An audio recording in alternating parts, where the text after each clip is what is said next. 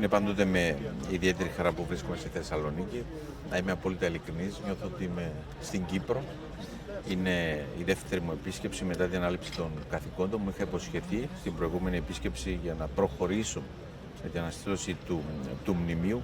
Είναι το ελάχιστο που μπορούμε να κάνουμε για τον μοναδικό απόφοιτο πανεπιστήμιο αγωνιστή της ΕΟΚΑ. Ένα αγώνα της ΕΟΚΑ που φέτος συμπληρώνονται και 70 χρόνια, το 2025. Ένας αγώνας ο οποίος οδήγησε σε αυτό που ό,τι πιο σημαντικό έχουμε σήμερα, την Κυπριακή Δημοκρατία. Και ελάχιστη ευθύνη που έχουμε εμείς που βρισκόμαστε προσωρινά αυτή την περίοδο στην εξουσία είναι να ενισχύσουμε ακόμη περισσότερο την κρατική υπόσταση της Κυπριακής Δημοκρατίας.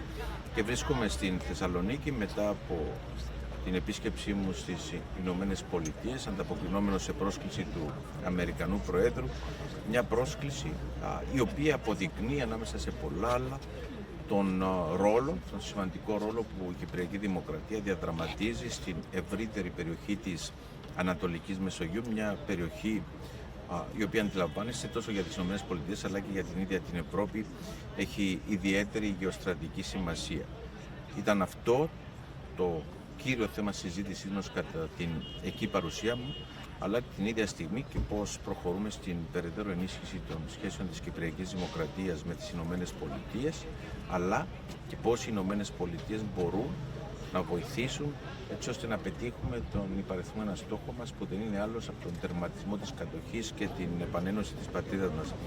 Ξέρετε καλά, το 2024 συμπληρώθηκαν 50 χρόνια, μισός αιώνας τουρκικής κατοχής στην Κύπρο, μισό αιώνα από την τουρκική εισβολή του 1974 και από δικής μας πλευράς με την σταθερή πάντοτε συνεργασία με την ελληνική κυβέρνηση, τον πιο σημαντικό μας εταίρο σε αυτή την προσπάθεια, την Ευρωπαϊκή Ένωση, την κοινή μας οικογένεια, όπου και φέτος συμπληρώνονται 20 χρόνια παρουσίας της Κυπριακής Δημοκρατίας, αλλά και άλλους ισχυρούς δρόντες του διεθνούς συστήματος, όπως οι ΗΠΑ, πράττουν ό,τι είναι δυνατόν για να πετύχουμε αυτό το στόχο. Ποια ήταν η στάση του Αμερικανού Πρόεδρου πάνω σε αυτό?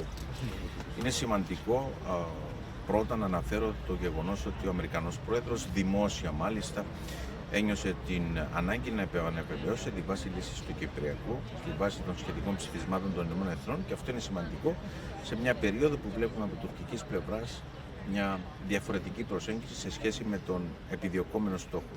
Από εκεί και πέρα κρατώ ιδιαίτερα την ανάγκη μέσα, όπως εκφράστηκε από τον Αμερικανό Πρόεδρο, κάτι με το οποίο συμφωνούμε απόλυτα, μέσα από την επίλυση του Κυπριακού, η Κυπριακή Δημοκρατία να μπορεί όχι μόνο να συνεχίσει να διαδραματίζει το ρόλο που διαδραματίζει σήμερα, αλλά αυτός ο ρόλος να ενισχυθεί ακόμη περισσότερο. Και αντιλαμβάνεστε όλοι, είμαι σίγουρος, στη σημασία αυτής της αμερικανικής προσέγγισης.